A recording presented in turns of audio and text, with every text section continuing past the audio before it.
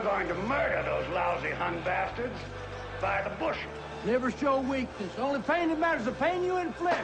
It's the roughest and toughest show on TV. The American Gladiators. You gotta out tough people when you get down there. It's man on man down there. Police say boys aged 13 and 11 were arrested near the school carrying guns and wearing camouflage. 2 and 3 million American women are battered in their homes every year. More than 4,000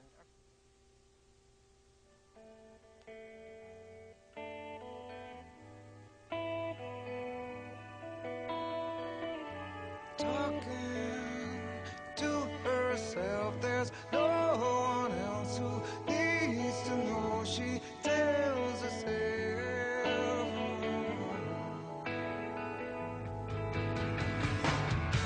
Memories back when she was smooth and strong and waiting for the world to come along.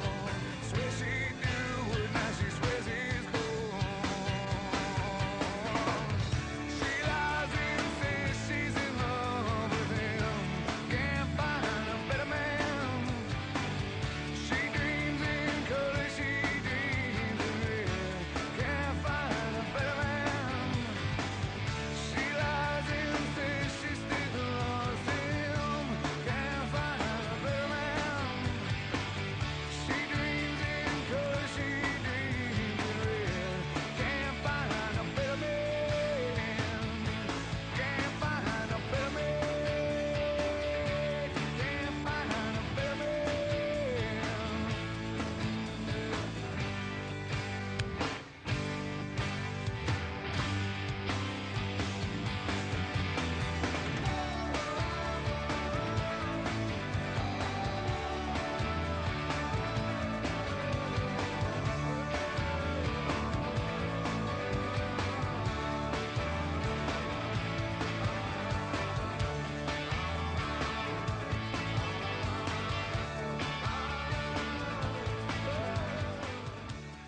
Oz has spoken. Who are you? Oh, I am the great and powerful Wizard of Oz. You're a very bad man. Oh, no, my dear. I'm a very good man. I'm just a very bad wizard. The climactic scene where Toto pulls back the curtain to reveal a nervous, tragic man pretending to be the great and powerful Oz represents more than just a classic moment in American cinematic history. Rather, it also gave us a metaphor for looking at masculinity in a new way, not as a fixed, inevitable state of being, but rather as a projection, a pose, a guise, an act, a mask that men often wear to shield our vulnerability and hide our humanity. This mask can take a lot of forms, but one that's really important to look at in our culture at the millennium is what I call the tough guise.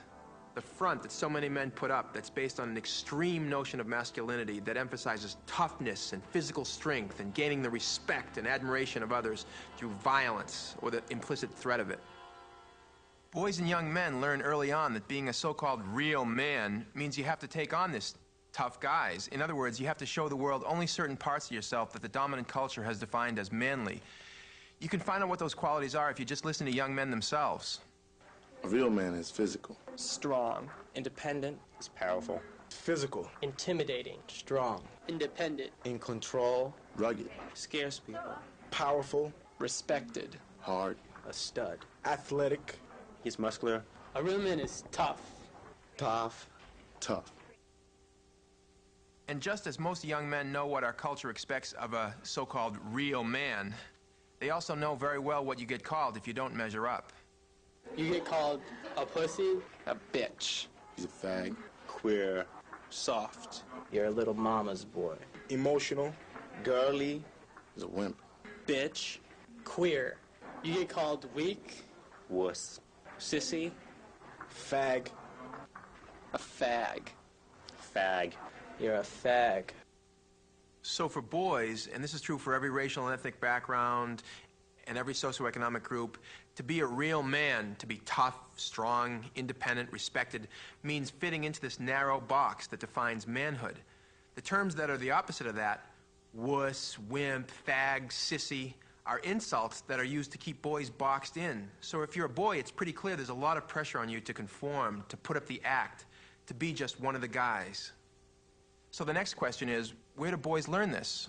Obviously, they learn it in many different places. They learn from their families, their community. But one of the most important places they learn it is the powerful and pervasive media system, which provides a steady stream of images that define manhood as connected with dominance, power, and control.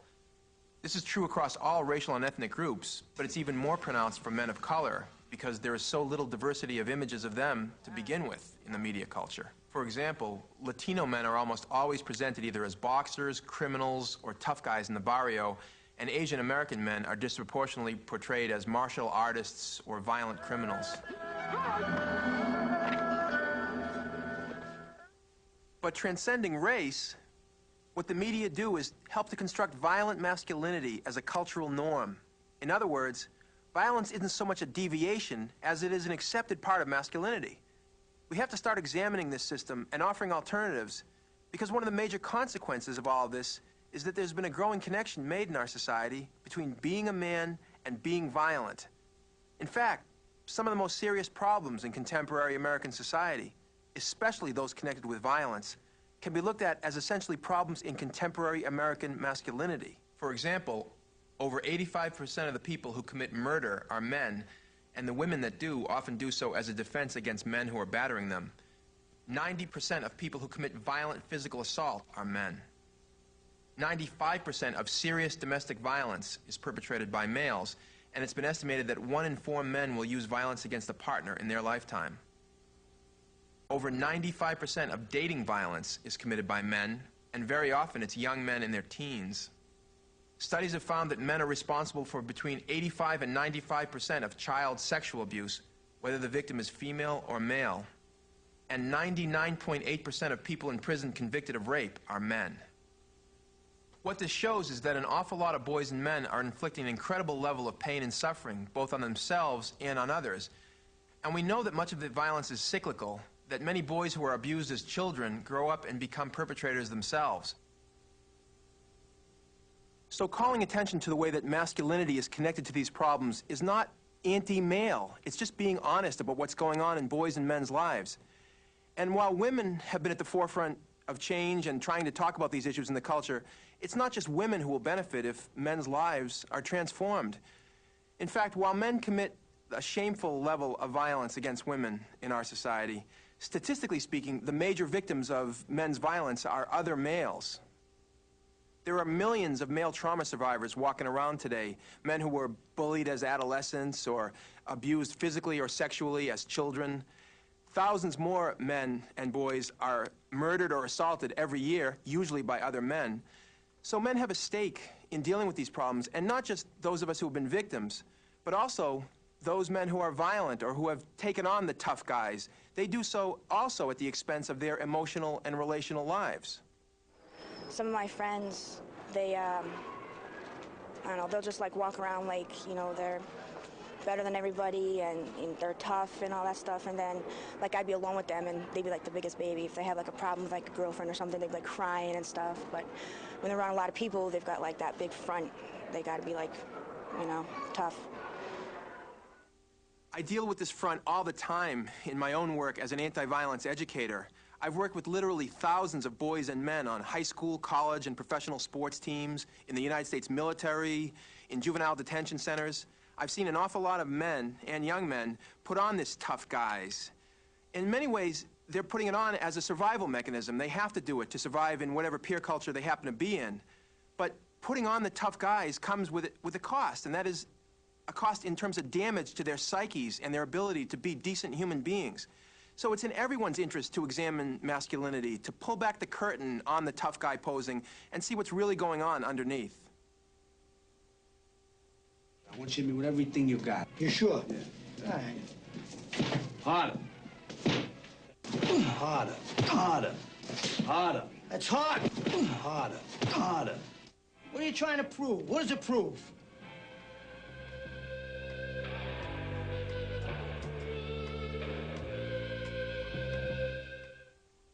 There is more detail and a profile developing of kids who kill kids. One of the things that happens in typical discussions about social problems is that the very way we talk about the problems tends to obscure some of the root causes. For example, violence is not typically talked about as a gender issue, but the fact is that one gender, men, perpetrate approximately 90% of the violence. Now, part of the reason for this is that because men are the dominant group, and one of the ways dominance functions is through being unexamined. This is true for other areas as well. For example, when we hear the word race in the United States, we tend to immediately think African American, Latino, Asian American, Native American, etc. When we hear the term sexual orientation, we tend to think gay, lesbian, bisexual, transgender. When we hear the term gender, we tend to think women. In each case, the dominant group, white people, heterosexual people, men, don't get examined, as if men don't have a gender, as if white people don't belong to some racial grouping, as if heterosexual people don't have some sort of sexual orientation. In other words, we focus always on the subordinated group and not on the dominant group. And that's one of the ways that the power of dominant groups isn't questioned, by remaining invisible. There are a number of ways this happens. For example, the linguist Julia Penelope talks about how the use of the passive voice when we talk about crimes against women tends to shift our focus off of male perpetrators and onto female victims and survivors. For example, we talk about how many girls were raped last year, how many women were assaulted, or how many women were slain, as opposed to saying how many men raped women or girls, or how many boys or men assaulted and murdered women. Another way that we can see this idea about the invisibility of masculinity being played out is in the discussion about so-called youth violence. You read headlines in newspapers all around the country about this problem of kids killing kids. But after 10 school shootings in 3 years, there is more detail and a profile developing of kids who kill kids. But this isn't kids killing kids. Overwhelmingly, it's boys killing boys and boys killing girls. An example of the way the media degenders discussion of violence can be seen in the coverage of the Jonesboro, Arkansas massacre in the spring of 1998. There were all these headlines about kids killing kids and children killing children and what's going on with our kids, et cetera, et cetera. In fact, one article in the New York Times, a think piece that was a step-back piece to try to discuss the whole issue of all this range of school shootings, in one parentheses said, all of these shootings were done by boys, and then what was in the parentheses wasn't discussed in the rest of the article. So you have a whole article trying to pull together all the different factors that are causing these shootings, and the one most important, in my opinion, is in the parentheses and not discussed. Some people will say, well, it's obvious that boys are doing these shootings. It's the reason why we don't say it. The reason why we say it's kids killing kids. Everybody knows that boys are the ones doing the vast majority of the violence. You don't need to say it. But the fact is, if you don't say it, then in the subsequent discussion about the causes of the violence, then you're going to leave out one of the key elements. Another example, road rage. People don't typically think of road rage as a gendered phenomenon, but one recent study showed that out of 10,000 cases of aggressive driving or road rage, over 95% were males. But you read the editorials in the newspapers throughout the country about road rage in the articles and essays and opinion columns, and it's rarely talked about as a masculine or male phenomenon. It's just a phenomenon on our roadways. If women were doing it, 95% of the people who were doing it were women, you can bet that it would be, the single issue that would be talked about is why are women, what is going on in the gender construction of women that caused them to act in that way? When girls commit violence, that's always the subject. The gendered nature of the crime is always part of the discussion. A sensational case goes to trial in Virginia tomorrow involving a man who was sexually mutilated by his wife. Now, Lorena Bobbitt, her crime was brutal, admittedly, and I understand, believe me, as a man, understand why people would be, especially men, would be very uncomfortable about that. But every day, men are murdering and mutilating women, and it doesn't cause as great a national outcry. One of the reasons why the film Thelma and Louise caused such a stir back in the early 90s was that women were the ones who were acting violently.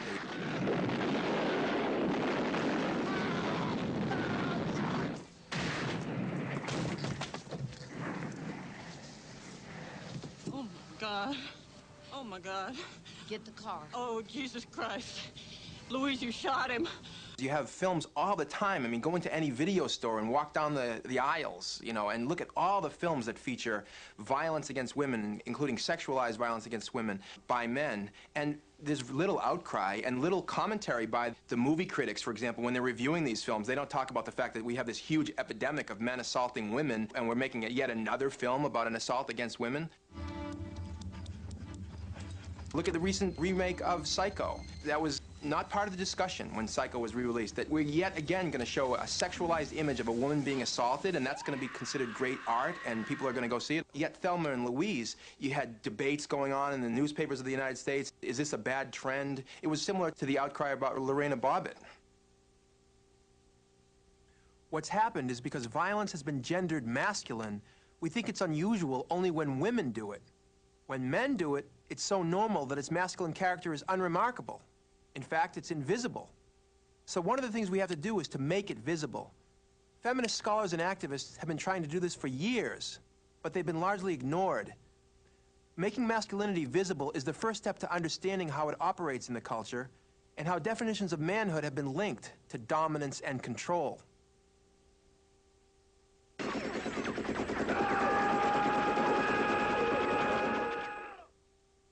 Many cultural analysts would argue that if you want to understand the meaning of something in society, look at its representation in the media. What stories are being told about it in the popular culture? And if we look at images of men and masculinity over the last 50 years, we see that there have been some dramatic and really interesting changes in what is considered to be masculine, especially in terms of the size of men's bodies. These changes tell us a story about what's going on in the culture. For example, if you compare the Superman of the 1950s to what we now think of as the Man of Steel, you'll see a fairly dramatic difference. If you think about Batman and Adam West as Batman in the 1960s and look at his body and compare it to the Batman of the movies of the 90s, there's a fairly dramatic difference. How about pro wrestling? Pro wrestlers' bodies in the 1960s were more flabby, if you will. If you look at them in the 80s and 90s, they become much bigger and stronger and more rippled. If you look at the Star Wars toy figurines that kids play with in the 1970s and contrast them with the Star Wars toy figurines that are being marketed to kids in the 1990s, you see a dramatic shift. There really is something happening here. Something's going on. Look at the way that the body of G.I. Joe, the doll that millions of boys play with, has changed over the last 20 years. Researchers have calculated that the size of his biceps, in real-life equivalents, has increased from 12.2 inches in 1964 to 15.2 inches in 1974 to 16.4 inches in 1994 and up to 26.8 inches by 1998. If you wanted a comparison to a real person, Mark McGuire's biceps are only 20 inches. As I said, something is really going on. One of the interesting things is that if you compare this with the image of the female body, you'll see the reverse thing happening. Whereas full-figured women such as Marilyn Monroe or Jane Mansfield were the representation of ideal female beauty in the 1950s, by the 80s and 90s, the ideal had become much thinner, more waifish, more girlish, so that today it's Kate Moss, Tyra Banks, and Callista Flockhart who reflect the beauty norm. One of the ways to explain these shifts is that in an era when women have been challenging male power in business, the professions, education, and other areas of economic and social life, the images of women that have flooded the culture show women as less threatening. They're literally taking up less symbolic space. At the same time, images of men have gotten bigger, stronger, more muscular, and more violent. In other words, one of the ways that men have responded to women's challenges is by overcompensating and placing greater value on size, strength, and muscularity. And in terms of media images, this means big, beefy men have been taking up even more symbolic space. We can see the same pattern if we look at the way gun imagery has changed over the last 50 years. If you look at images of Humphrey Bogart in the 1930s and the 1940s, the way he's posed as a masculine figure, and you look at the size of the gun that he is holding, it's a very small gun and it's a very non-imposing pose by contemporary standards. If you move into the 1960s with Sean Connery as 007, the gun gets bigger, right? Then if you move into the 1970s with Clint Eastwood as Dirty Harry, for example, the pose gets more menacing and the gun gets bigger. And if you move into the early 80s, you have Sylvester Stallone as Rambo. Not only then is he holding big guns and presenting himself as really tough, his body is now a spectacle. His body is now one of the sites of his projection of power. The epitome of this historical progression is Arnold Schwarzenegger as the Terminator. So it's not just that he's holding a big gun or he has a big body, but rather his whole body is literally a killing machine. There has been a ratcheting up of what it takes to be considered menacing and hyper-masculine in the 1980s and 90s. It's really important to remember that there's nothing natural about images. They don't just come about by accident. They're made by someone, and mostly in our culture, it's been men that have been in charge when it comes to being the authors and creators of popular culture. So if these images are changing, they're reflecting what's going on in the psyches of these men. Actually, what we're seeing, in part, is their pathologies or anxieties being played out on the screen. But this isn't just happening inside the heads of some advertising gurus or Hollywood screenwriters. There's a historical context for all of this. Knock her down, Marty. Beat her ass. Marty, take her down. Push her down. Marty, just take her down and pin her. You let a girl beat you? These changes in images of masculinity are in part a response to a perceived threat to the traditional or dominant idea of masculinity, that is, of white, middle-class heterosexual masculinity. In fact, the various social movements that arose in the 1960s represent an incredible threat to established power. The civil rights movement had started in the 1950s and 60s to challenge the deeply entrenched system of white supremacy. The women's liberation movement had catalyzed serious challenges to male power, winning court battles and making headlines all over the country in the 1960s and 70s. The gay and lesbian movements had been challenging and disrupting heterosexual power and privilege since the early 1970s. And the anti-war and student movements that opposed U.S. intervention in Vietnam had disrupted the plans of political elites, especially as the U.S. suffered what many people regarded as its first ever military defeat. All of these social movements that were taking place around the same time were a really serious challenge to the dominant white heterosexual masculinity that held social, political, economic, and cultural power in the United States. Take the modern multicultural women's movement, for example, which is one of the most important social movements in history. This movement has given us a new way to think about gender relations and sexual relationships and identities, and as a result, many men in society have experimented with new personal styles as well as new attitudes and approaches towards things like relationships, work, parenting, and many other areas. And as a result, there are many young men today who are living lives that are very different from our fathers and grandfathers and who have incorporated these changes and who are thinking in a much more egalitarian way about relations between men and women, about sexual equality in the workplace, and a whole bunch of other areas of social life. But some men have not reacted well to these changes. And there has been a backlash. In fact, one of the best-selling books of the 1990s was Susan Faludi's Backlash, which argued that a lot of men were very, very disrupted and reacted very poorly to some of these changes. A backlash is an angry and often violent reaction by groups who feel threatened by progressive changes in the culture. Look at the response to Andrew Dice Clay, one of the most popular hate comedians of our time.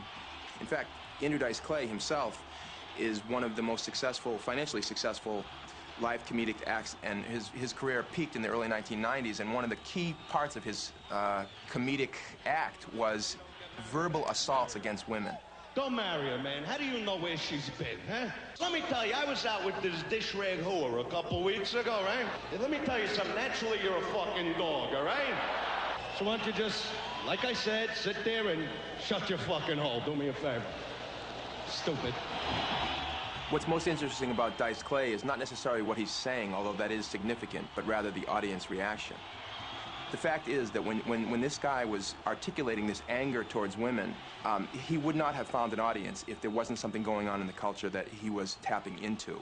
Another popular performer who's tapped into the same kind of anger against women and misogyny that Dice Clay did is Howard Stern.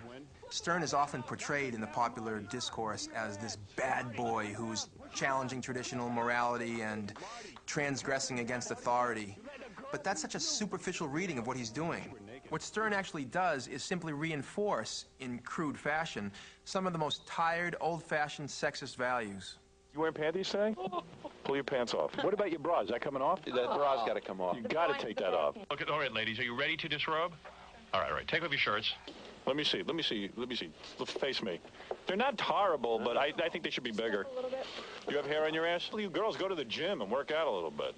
What Stern does is he creates a world for his largely young male audience A world in which they can feel good about themselves by putting down and sexually degrading women. The gender world might be changing all around them, but on the Howard Stern show, women are bimbos to be stared at and exploited. That is anything but transgressive. Howard Stern is no anti-authority rebel. His shtick absolutely reinforces traditional sexism. Say a 6, 9, 8, 10. And you're like a horse. You're like a fine horse. A clear indication of how the supposedly lovable Howard embodies contempt for women is in his reaction to the tragic shootings at Columbine High School. When the news first broke about the horrific massacre being perpetrated by Harris and Klebold, the people that Stern identified with were not the boys and girls running for their lives out of the school, but with the male shooters and what he would have done if he was them.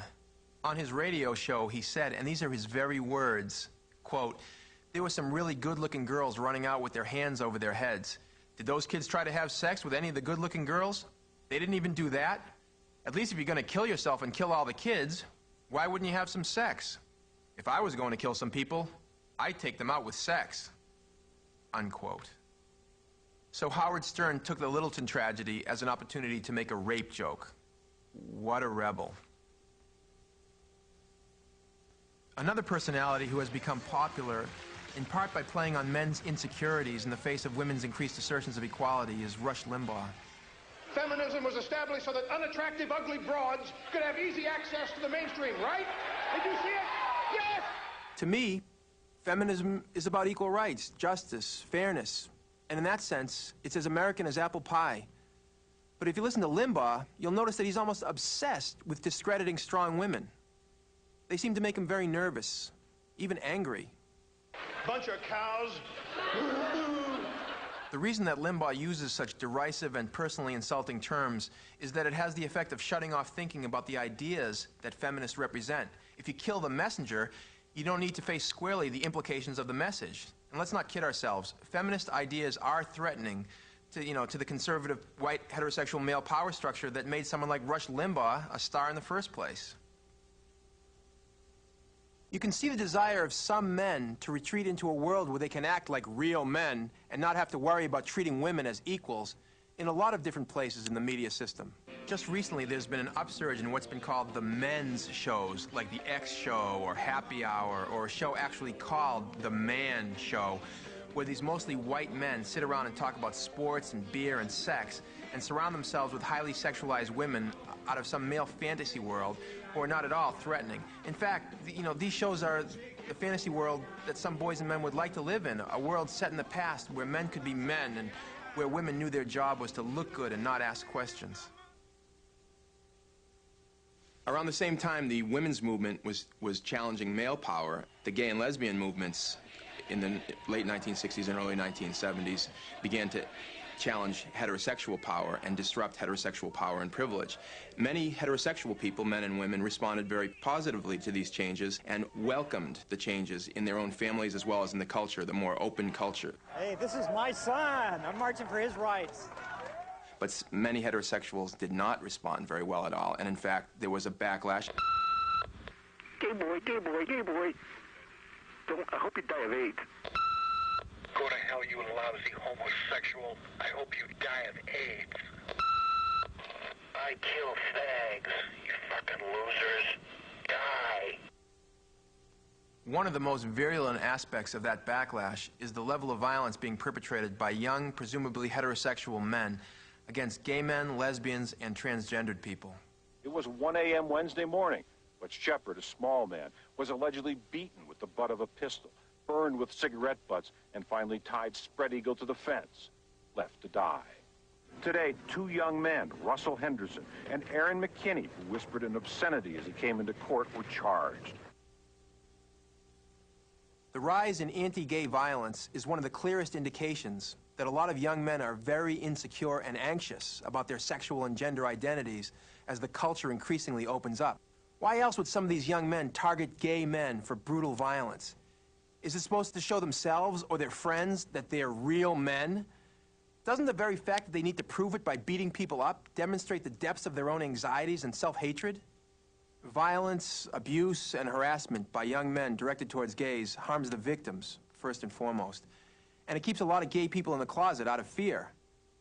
It also helps fuel the pain and self-loathing that accounts for the fact that nearly 1/3 of all teens who kill themselves are gay. But it serves another function as well, and that is it sends a message to heterosexual males that they better not try on any style of manhood that breaks out of the accepted norm, because they too might become the victims of violence and abuse. Doesn't this cafeteria have a no fags allowed rule? Unhappy? Faggot? You queer. Oh, you're a big tough country faggot, ain't you? What do you faggots want? A number of scholars have argued that on top of all the internal social movements that were transforming American life in the 1960s, there was an external aspect as well that is represented by the loss of the Vietnam War. And one way that some people responded to that was to say that we lost in Vietnam because we had lost our masculine pride. In fact, the Sylvester Stallone character Rambo is based on the idea that if America reasserted its masculinity, everything would be fine again. Here was Rambo, the ultimate in rugged individuals who took on, whole armies. And what Rambo in some ways represented was macho sort of American men saying that we didn't really lose in Vietnam. What really caused us the defeat was the wimpy anti-war movement and spineless politicians. It wasn't my war. You asked me, I didn't ask you. And I did what I had to do to win, but somebody wouldn't let us win.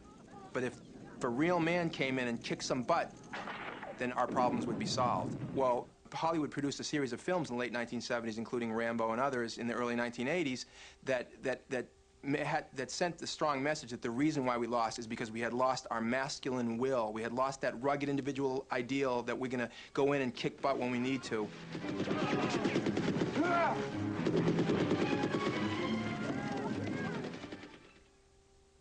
In addition to Rambo, there was another Stallone character that reflected the tensions that many men felt in response to some of the really big changes catalyzed by the various social movements of the 1960s, and that was Rocky Balboa.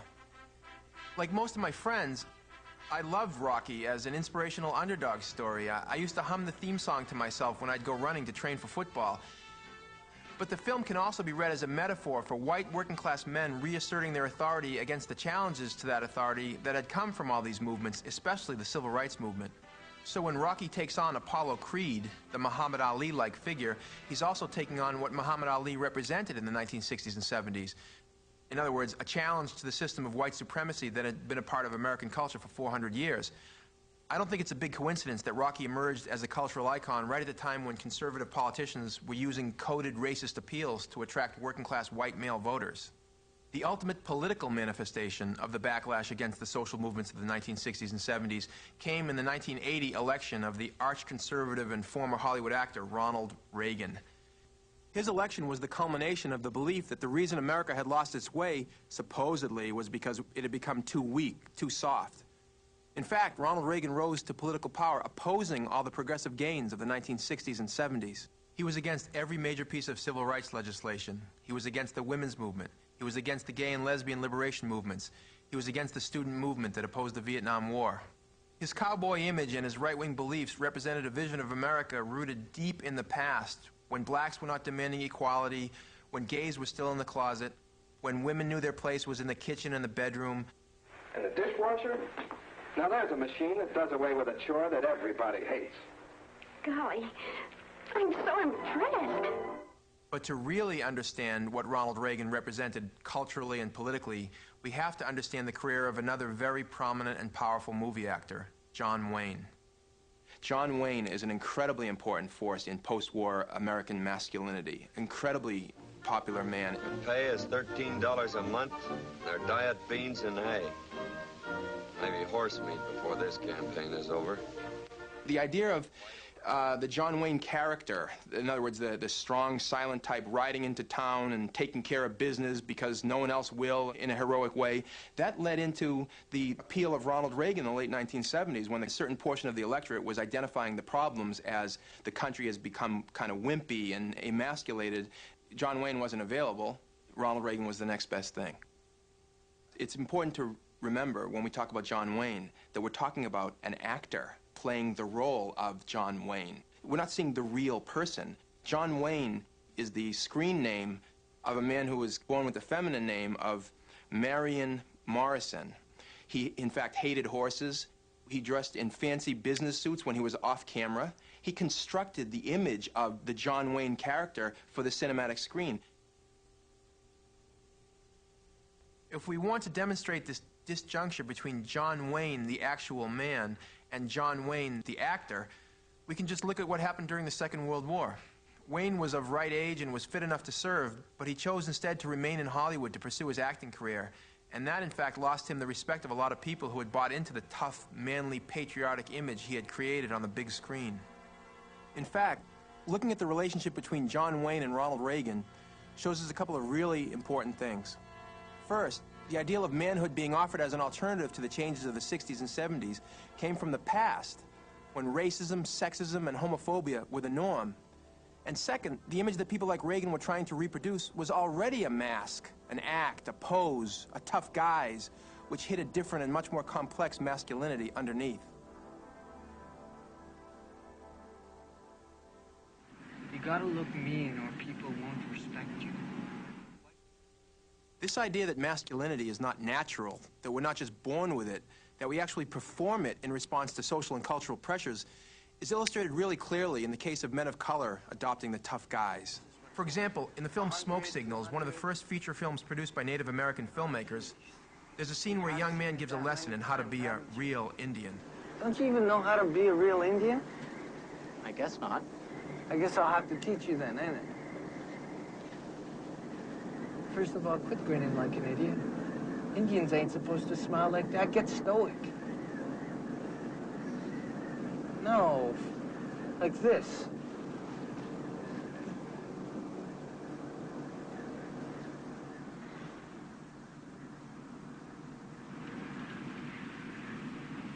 You gotta look mean or people won't respect you. White people will run all over you if you don't look mean. You gotta look like a warrior. You gotta look like you just came back from killing a buffalo. But our tribe never hunted buffalo. We were fishermen. What?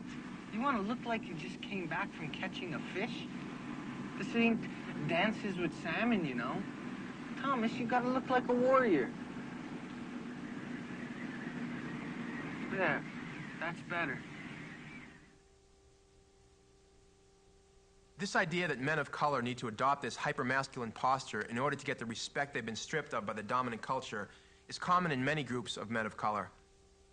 For example, Richard Majors has written a book called Cool Pose, where he talks about the phenomenon of poor urban African-American men walking around like tough guys because that's all they have going for them in terms of gaining respect and the validation of their manhood. For example, a lot of poor urban black males don't have access to a good education or the expectation of a good career, or they don't have a lot of status in the community. This isn't their fault. The social and economic structures of society have systematically denied them the access and opportunities that middle-class people take for granted. But one thing that hasn't been taken from them is the ability to use their bodies and poses to scare people, to front like tough guys so that they can get respect. Anyone who's worked with poor and working-class boys over the past generation has seen this cool pose, this tough guys, over and over. Now, one of the really interesting things that's happened in the last decade, largely as a result of the popularity of rap and hip-hop music, is that this urban black street style has made its way into the mainstream culture, especially through places like MTV.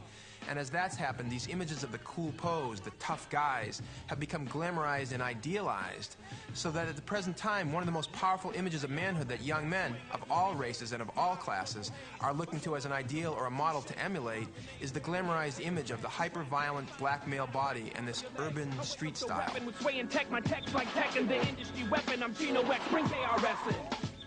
Many people have commented on what seems to be the strange phenomenon of white suburban middle-class kids acting black.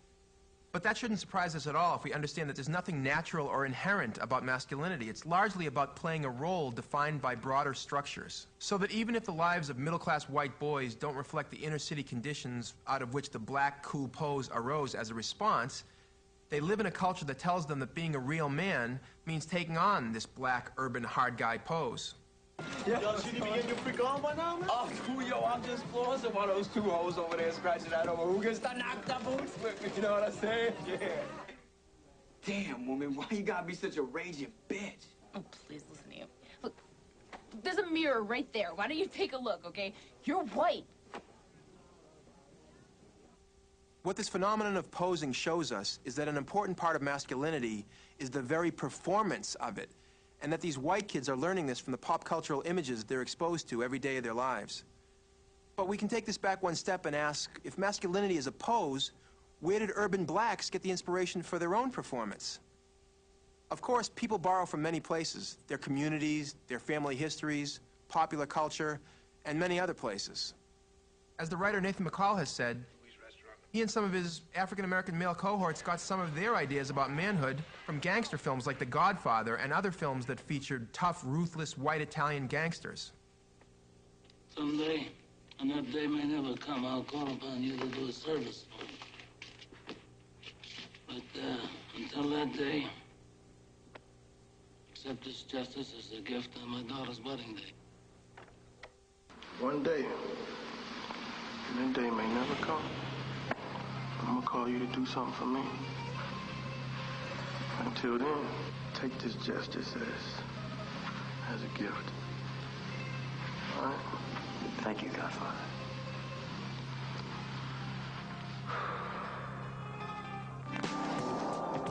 So I gave my cellular number and told her to call me up. Beating on my dashboard. So we have this interesting phenomenon where we have white middle-class males emulating poor urban black males who in turn are getting part of their idea about manhood from gangster films featuring white Italian men. This is a really clear illustration of the idea that masculinity is a pose, a performance. And it's not just rap and hip-hop music and style that offers this story, but the culture in general that tells boys that you become real men through power and control, that respect is linked to physical strength and the threat of violence and the ability to scare people. We have to ask ourselves, what's the effect on society in general of training boys to become men in this really narrow and destructive way?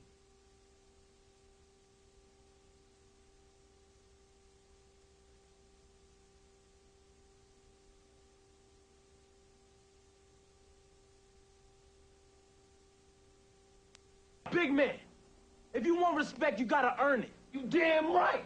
You gotta be ready to go down, stand up, and die for that shit like Blizzard did, if you want some juice.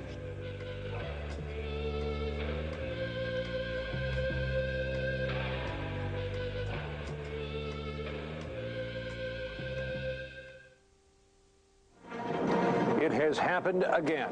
Students run for their lives as gunmen open fire in an American high school. How did it come to this? It's a question the nation keeps asking. We asked after this shooting in Pearl, Mississippi. We asked again 2 months later after this shooting in Paducah, Kentucky. Again, just a little more than a year ago in Jonesboro, Arkansas, and again less than a year ago in Springfield, Oregon. Before today, the toll was 14 dead, 44 injured, 4 schools forever changed. And they're still counting in Littleton. The faces of the mass murderers, boys from well-to-do homes, but part of a group known as the Trenchcoat Mafia, taunted by other students, angry and disaffected. Now, it's really unwise to speculate on the particular circumstances that led Eric Harris and Dylan Klebold to commit that horrible massacre. And it's tempting to look at them as sick individuals who acted out of their own twisted psyches. But one of the things that we know is that in the social system at Columbine, they were outsiders who didn't fit in, and that they saw themselves as being victimized and bullied by the jock culture that celebrated toughness and muscularity. And they weren't big and strong and muscular. But in guns, they had the great equalizer, where they could actualize their revenge fantasy in a violent physical way and finally gain a grotesque form of respect. Everyone around me got shot, and I begged him for 10 minutes not to shoot me. And he just put the gun in my face and started bleeding everywhere and started laughing, saying that it was all because people were mean to him last year. A lot of boys and young men find themselves harassed and bullied by the dominant male peer culture. Thank goodness the vast majority of them don't explode in murderous rages. But it's a mistake to dismiss the tragedy in Columbine as an aberration, because it does offer a number of lessons. In fact, a lot of the boys involved in the string of school shootings talked about taking revenge on people through violence and asserting their sense of manhood. For example, Luke Woodham, who carried out the Pearl, Mississippi shooting, was quoted as saying, "I killed people because people like me are mistreated every day. Murder is not weak and slow-witted. Murder is gutsy and daring." We should be thinking about these school shootings in the same way that miners thought about the canaries they took down into the mine shafts to warn them of unseen dangers. The school shootings are just the very tip of the iceberg. In fact, 15 kids every day in this country are shot dead by other kids, and boys overwhelmingly are the victims and the shooters. That's like a Columbine happening every single day.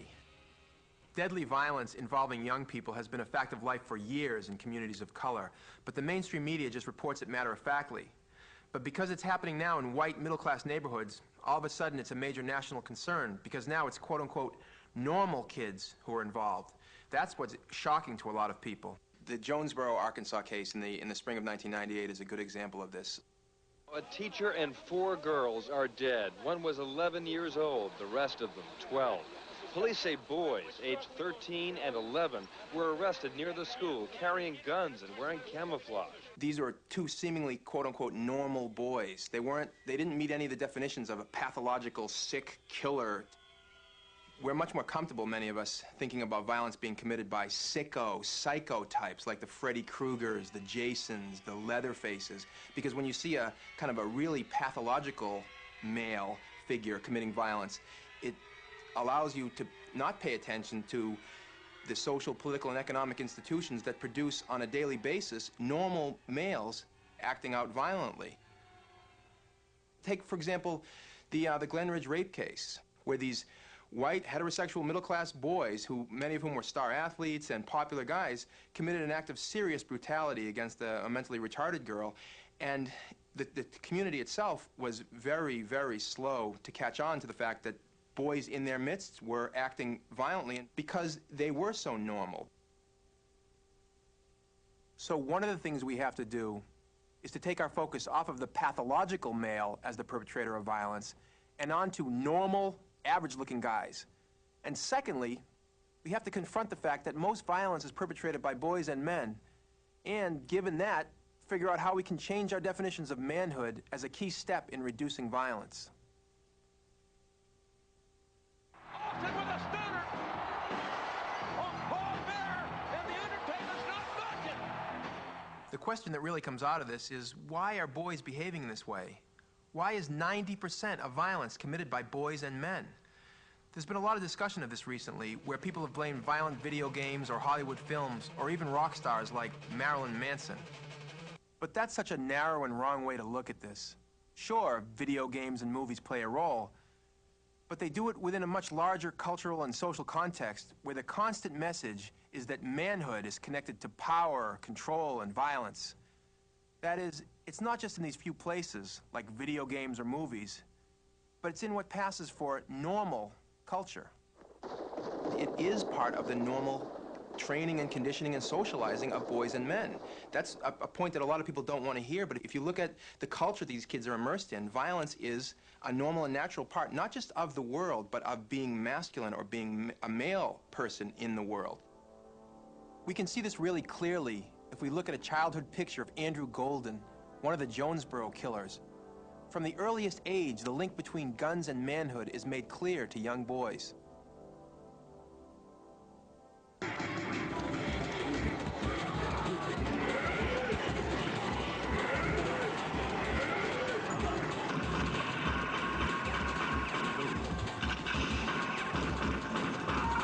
Go into a video arcade.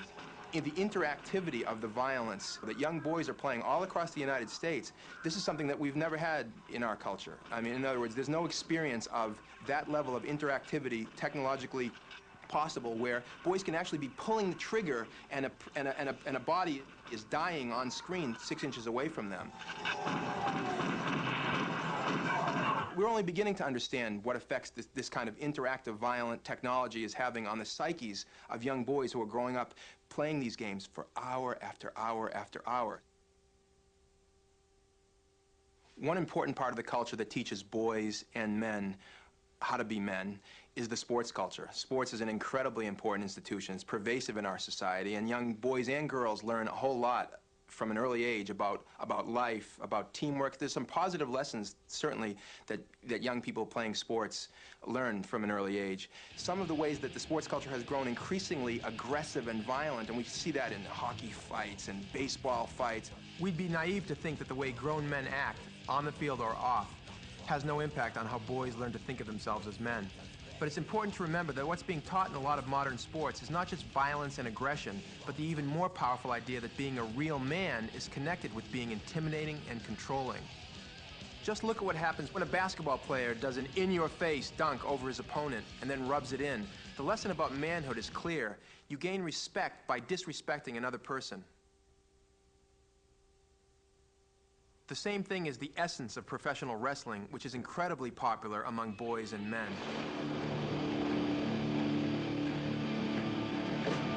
It's my life in the box in front of me. Taking chalk in my arms is the soul of me. You walk by as you see me laying face down.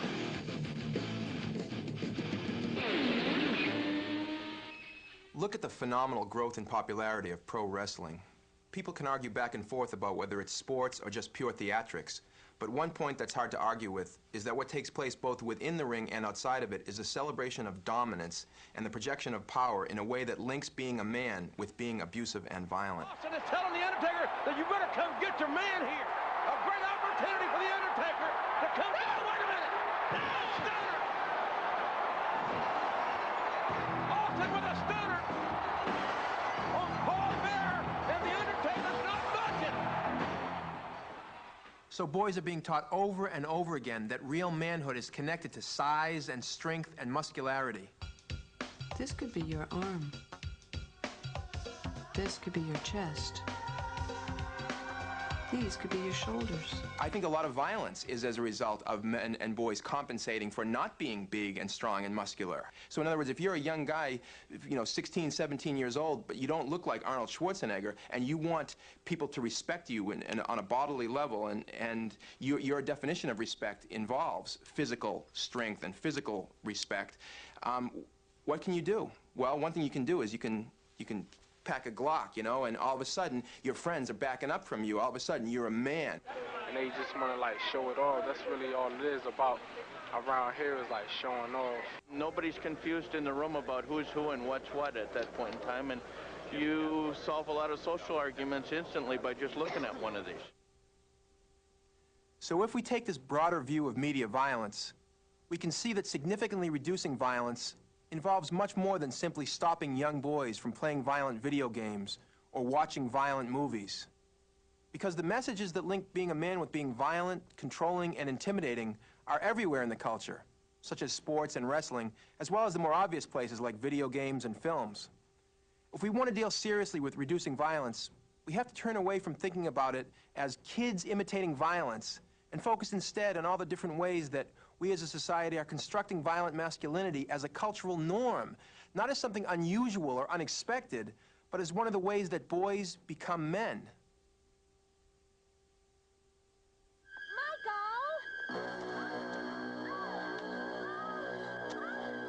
Another aspect of violent masculinity and violence that kids are subject to on a daily basis, really, is the really popular genre of film, the slasher film. And one of the things that happens in slasher films, typically, is the violence is not just violent, it's also sexualized violence. So you often have scenes, for example, of girls undressing or taking a shower or wearing sexy low-cut dresses, sometimes even removing clothing at opportune moments, or being positioned in sexually provocative camera angles, deliberately designed to sexually arouse straight boys, and then at the moment the boys are aroused is when the girls are assaulted.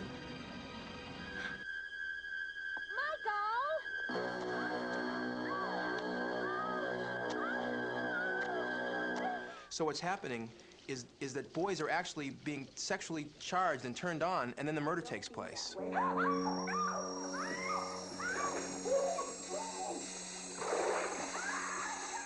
So the sexualization of violence might be one of the reasons, one of the areas we need to look at when we talk about why are so many boys and men sexually assaulting girls and women. Because the rates of rape and sexual abuse and sexual assault perpetrated by men against girls and women, as well as against boys, are just out of sight in our society. And even though crime rates in general have been coming down in recent years, the rape rate hasn't, the sexual abuse rate hasn't. We have to ask ourselves, why not? In fact, men's violence against women is made to seem normal. Take the popular film There's Something About Mary, which is a film where the female lead, played by Cameron Diaz, is being stalked by at least 3 different men. Now, I realize that in many ways this was a really funny film, and I have to admit it made me laugh, but very few people have commented on the fact that an entire film that's considered a romantic comedy is based on a situation where a group of men are stalking a woman. Oh, yeah. Oh, here comes the money shot. So the phenomenon of men harassing, abusing, and hunting women is made invisible by making it into a joke. At a time when over 1 million American women are stalked annually, and 1 in 12 will be stalked in their lifetime, humor and comedy blind us to its seriousness, making it appear normal and fun, even romantic. This normalization of sexual violence is the essence, for example, of a lot of pornography, which plays a really important role in male culture. Most of the critical discussion about pornography focuses rightly on the objectification and degradation of women. But because the massive pornography industry is overwhelmingly controlled by men, and the vast majority of consumers are men, we should also look at it for what it tells us about masculinity. And if we did, we'd see that the flip side of submissive femininity is a masculinity that is defined by power, control, dominance, and sometimes violence. One very serious consequence of teaching boys and men that masculinity is about power and control is the increasingly common phenomenon of teen dating violence. There's been a disturbing trend over the past decade where high school-age boys have been acting out in controlling and abusive ways in relationships with their girlfriends, and college professionals are seeing this problem more frequently as well. This behavior isn't genetically programmed. It's a result of all the messages in the culture that on the one hand link being a man with always being in control and one up on others, and on the other hand, that portray women as deserving to be under the control of men. You can act like a man! What's the matter with you? What'd you do to her in that ice shack, Will? I told you, we just talked. You told her things, didn't you? What things? You let her behind the curtain, didn't you? Maybe she missed her boyfriend. You let her behind the curtain. I know you did. You never let him behind the curtain, Will. You never let him see the little old man behind the curtain working the levers of the great and powerful Oz. They're all sisters, Willie. They aren't allowed back there. They mustn't see. There's more to masculinity, of course, than just violence. Boys are also being taught by the popular culture that a real man is not only strong physically, but emotionally as well, and that real men don't need other people, that they can make it on their own. This ideal is represented in popular culture by characters like John Wayne, and in the modern era by someone like Sylvester Stallone's Rambo. But perhaps no figure better tells the story of the rugged individualist than the Marlboro Man. Morning is 40 miles behind you, and tomorrow is 40 miles up ahead. This is Marlboro country. The Marlboro Man is the most common advertising symbol in the world.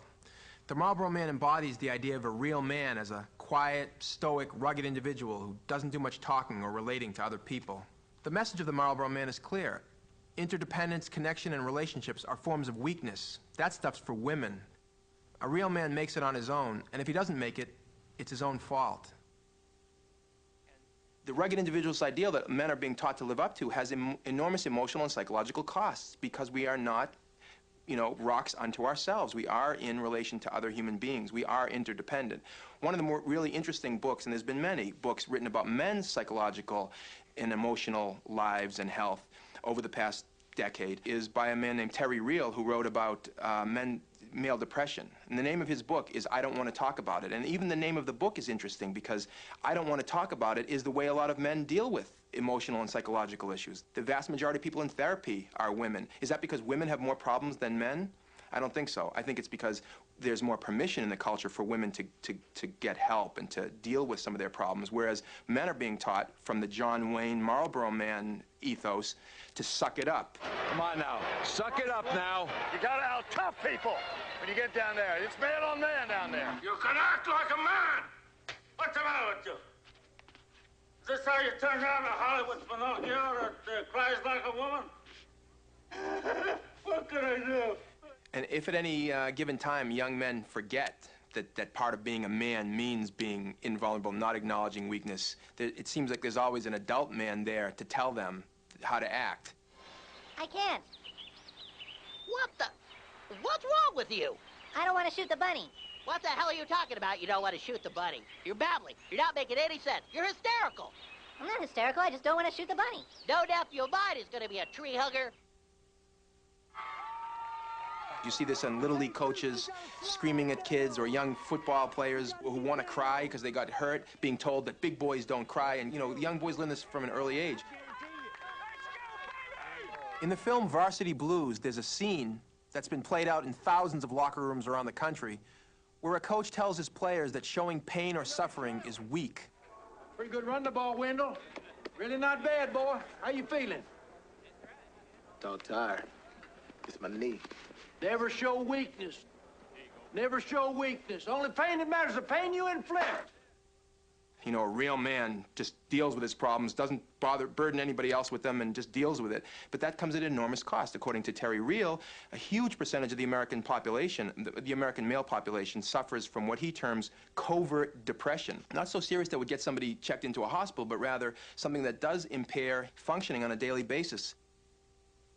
This idea that I am invulnerable, or that manhood means reckless disregard for personal health and safety, is often behind the kind of risky behaviors that boys and men take on as a way of proving their toughness. For example, look at the phenomenon of binge drinking that many young males in college and high school engage in, because they think that's what real men do. While we know that many girls and young women have serious alcohol and drug problems, and that these are often linked to their gender in both obvious and complex ways, boys far outnumber girls in suffering from serious alcohol problems, at least in part because popular culture often glamorizes men's use of alcohol. This is not going to be your run-of-the-mill laundry doing pizza eating kind of night. I will not be exercising tonight, or philosophizing, or organizing. What I am going to do is look for women who look like trouble, and I'm going to flirt with them heavily, because tonight I'm not just drinking beer, I'm gulping life. Or take driving accidents. Again, males far outnumber females in terms of reckless driving incidents. We have to ask ourselves why that is. What's going on in the broader cultural environment that suggests that driving recklessly and dangerously is cool and manly?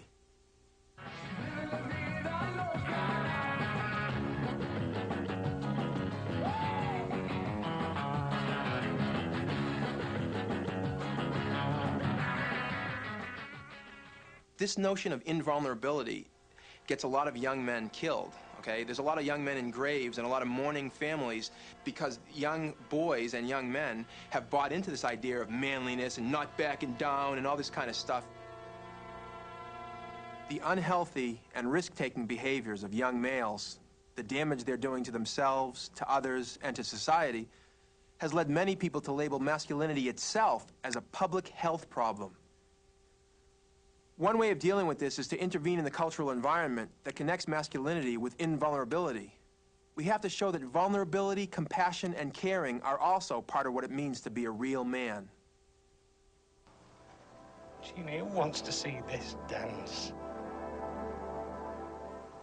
One of the ways that we need to see more diversified images of masculinity is we need to see more honest portrayals of male vulnerability.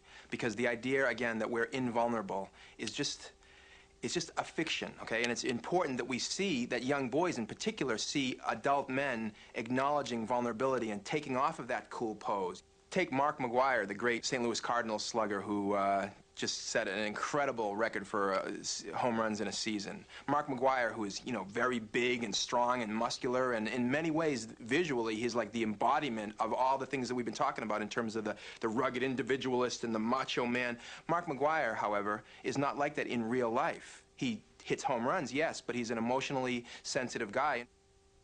For example, Mark McGwire at a press conference announced that he was donating $1 million a year to a program that served boys and girls who had been sexually and physically abused. And when he was making the announcement, he actually started crying. It's going to be dealing with, hopefully, sexually and physically abused children. Wow.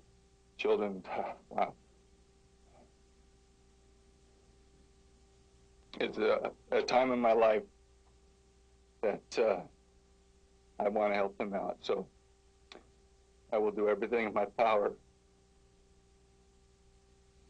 to start my foundation to help them out. which stunned a lot of the reporters who were in the room at the time, because it's very rare to see a man of that stature and that sort of powerful image to actually show vulnerability in front of the cameras. It was a very powerful moment. Mark McGuire has also, in many, many interviews, acknowledged being in therapy and said how important therapy was to his growth as a human being as well as an athlete. And that's a very powerful message that he's sending when he's saying that. The mighty Mark McGuire is vulnerable enough and strong enough to acknowledge that he needs some help. And you know, right on to Mark McGuire. We need more men with the kind of courage to step forward. And another thing about McGuire's experience during the great home run year was his relationship and friendship with Sammy Sosa, the great Dominican baseball player who hit an enormous amount of home runs and almost matched McGuire step for step all along the way. Sammy Sosa and Mark McGuire, instead of competing with each other and being nasty with each other like the experience of a lot of men who are vying for the same goal, and it's what a lot of people take for granted is competition, were actually friendly, and it was also across racial lines as well. So they were not just modeling male cooperation in what many people saw as a competitive environment, but in fact cross-racial understanding and friendship.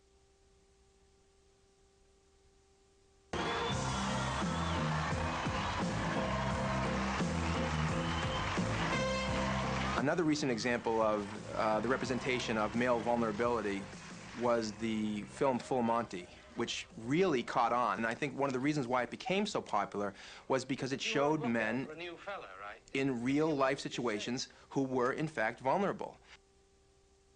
I want a stripper, right? Me and Gaz and some fellas thought we could make a bob or two out of taking us clothes off. Strippers? Only I couldn't, could I? Why not? Well, look at me. So?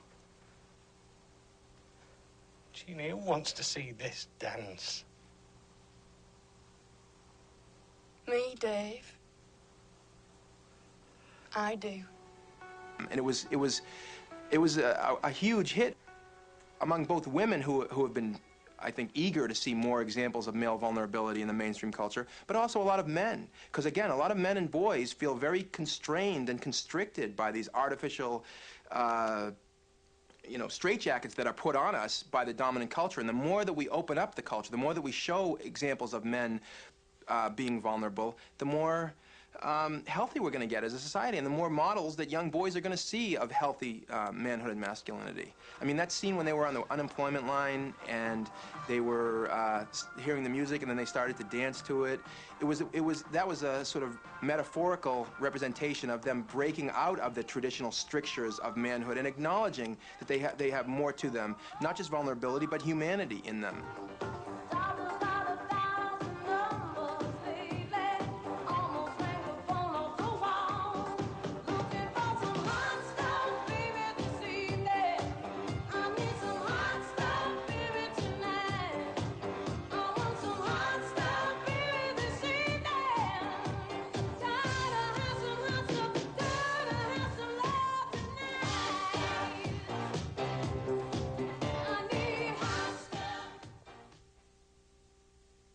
Another example of male vulnerability that we can see is the example of Christopher Reeve, the actor. Christopher Reeve made his fame playing Superman, the Man of Steel, able to leap tall buildings in a single bound, right?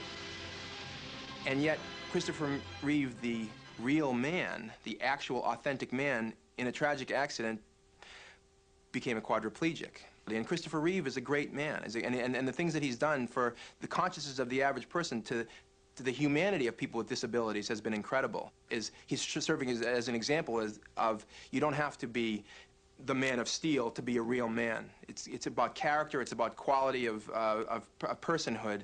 I think what we all want most in the world is for what we do to be useful. You know, to be recognized or to be able to make some kind of a difference. And fortunately, that has not been taken away from me. In fact, it's grown. Another really popular personality who exhibits vulnerability and character is Muhammad Ali, who has developed over the years into an incredible ambassador for spiritual understanding and cooperation. Here's a man who was once a world-class athlete with an incredibly strong and agile body, and now, well past his physical prime, and a really important part of the impact he has on people is due to the fact that he has the courage to let people see him with serious physical limitations. It's an extraordinary example from a man who for many years was considered the toughest guy on the planet. One of the areas we need to pay attention to is how to encourage different representations for men of color, because the media images of them are even more narrowly defined and concentrated around violence than for white males. But there's a reason to be optimistic here as we're starting to diversify the range of ways that men of color can be shown. Take the example of the actor Avery Brooks in his role as Benjamin Sisko on Deep Space Nine. On the one hand, he's portrayed as a strong leader, yes, but he's also shown as a loving and nurturing father to his son. The show features some really moving scenes of affection and love that we wouldn't have found even a few years ago, where you actually see a father kissing his son. And when people of color are given the chance to tell their own stories, to portray themselves, we see a much richer and more diverse range of representation.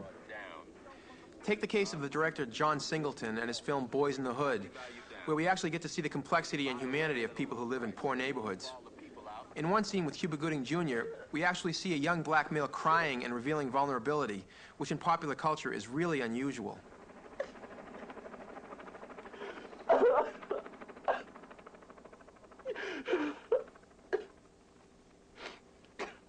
Or look at the example of the great actor Edward James Olmos, who for the last 20 years has been trying to open up the way that Latinos are shown in the mainstream media.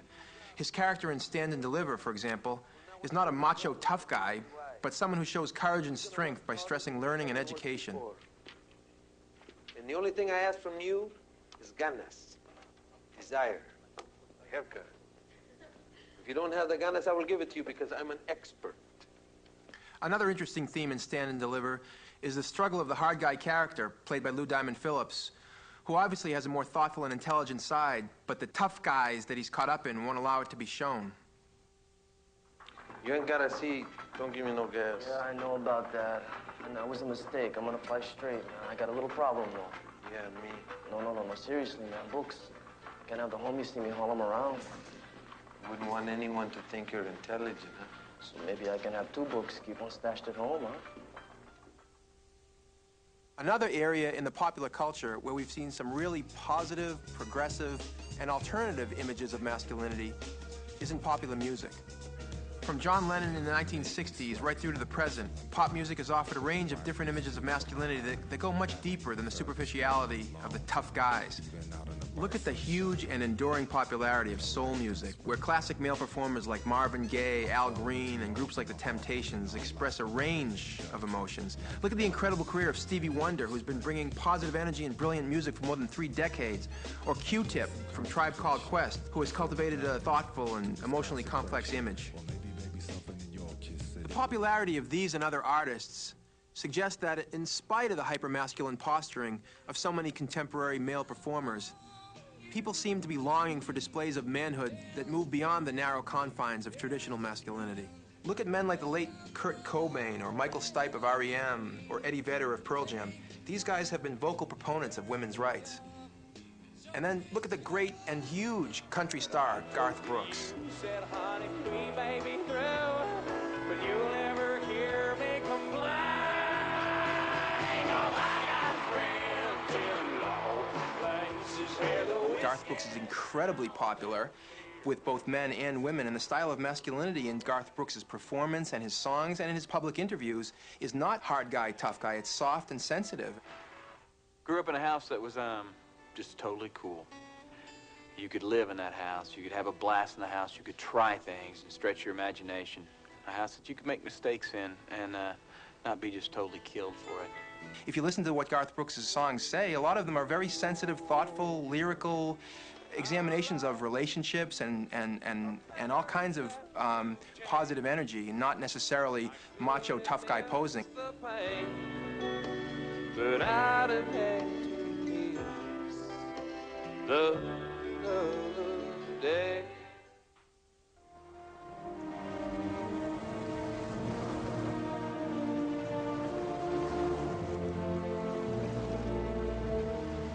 Another hopeful sign that people are ready, including men and women, are ready to look at new ways of envisioning manhood and masculinity is the overwhelming response to Steven Spielberg's film Saving Private Ryan.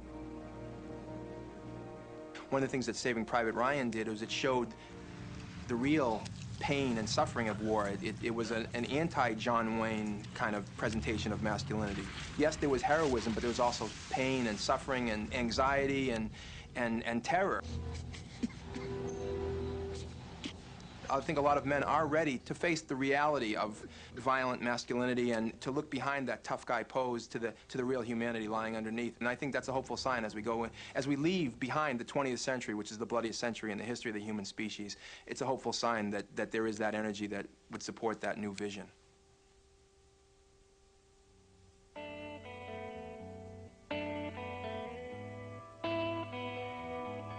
Our culture has opened up and become more diverse in gender, sexual, and racial terms over the past few decades. And obviously that's a good thing. But we always have to be aware that any time the culture opens up, there's always the risk that it will prompt a closing up and a retrenchment of certain threatened interests. And while we might celebrate some of the positive and diverse ways that masculinities are being represented, as well as men's lives are being lived out, there are some men out there who are really decentered by all of this. There are also some political interests at stake. For example, the radical right-wing militia movement can also be seen as the extreme wing of the men's rights movement, a backlash by men whose gender, racial, and sexual identities have been dramatically challenged over the past generation. Some men's violence against women can be seen as a response to women's increased assertions of their right to equality, with the violence being men's attempt to maintain the power and control they fear they're losing. We can see the rise in gay bashing as a direct result of the degree to which some men are panicked by a loosening up of the traditional strictures of manhood and an opening up of sexualities and different kinds of lifestyles among men. So we have to be vigilant to protect the gains of the past generation, but we also have to move forward and offer boys a more positive set of alternatives. Instituting these changes will take a lot of courage and more intelligence, in fact, than is required for putting on the tough guys. If we wanted to see what's at stake, it's provided in the film Good Will Hunting, which I think is a really important film.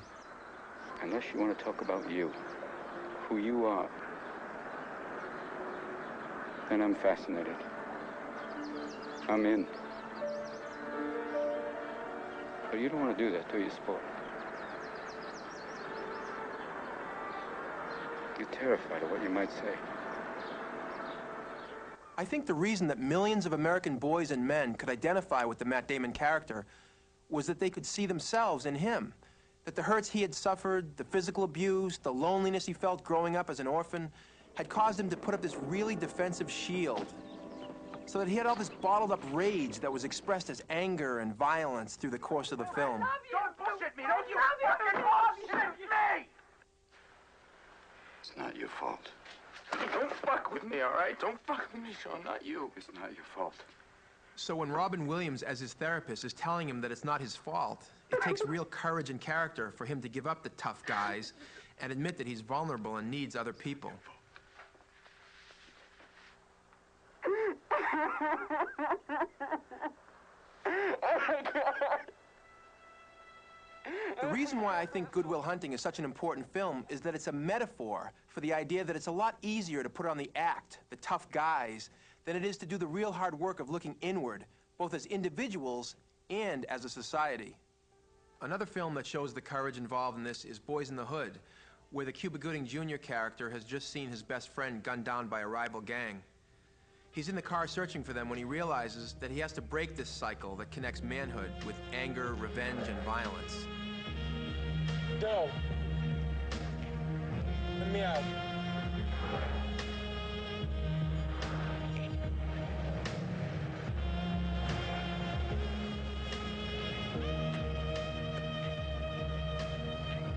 It takes a lot more guts to get out of the car than to mindlessly perpetuate the same destructive patterns. We don't just have to look to films for this kind of example. Just look at three of the greatest political leaders of this century: Mahatma Gandhi, Martin Luther King Jr., and Nelson Mandela. They all represented peoples who had suffered incredible violence and bloodshed at the hands of brutal oppressors. But instead of responding with violence, they responded, at key moments, with peace and reconciliation. And it took a lot more guts to do that than the far easier path of violence. We really have to define courage in a different way. Courage is about more than just physical courage. It's also about standing up for what's right, even when that might not be the most popular thing to do at the moment. For boys and men, it means having the courage to not just be one of the guys, when being one of the guys means going along with harassing girls or bullying other boys. All the musicians here, I think we can talk to the promoters and make sure that they're doing something about the safety of all the girls and the women that come to our shows. I think we can talk and work with the security people to make sure they know and understand about sexual harassment and rape, and they know how to handle these situations. You know what I'm saying? Respectfully. It means having the guts to support girls and women and work with them in their striving for justice and equal treatment. It means speaking out against teen dating violence, sexual harassment, and the countless ways that some boys and men abuse and mistreat girls and women. For heterosexual people, male and female, it means having the courage to join gay-straight alliances and in other ways support the aspirations of gay, lesbian, bisexual, and transgendered people to be treated with dignity and respect and to be free from the threat of violence. All of this is going to take a lot of work, and it's not going to happen with just individual boys and men being more reflective about their choices. It's going to happen both on a personal and on an institutional level. Everyone has a role to play here, and not just men. While girls and women are not responsible for men's violence, they too have an important role to play because the tough guys is attractive to men in part because they see many girls and women validating it. Girls and women have to show that they're looking for more in men than bad boy posturing, and in particular, that they value men who reject the tough guys. We also have to work to change the institutions that create our present choices. For example, we need to break the monopoly of the media system that we've been looking at, where mostly rich white men dictate to the whole society the kinds of images and stories of manhood that surround us. Many men today are searching for new, healthier, self-respecting ways of being men in a rapidly changing world. We need to hear their stories too and learn from them. In different ways, all of us have to struggle for real cultural and structural changes in this society if we want our sons and their sons to have a chance of being better men.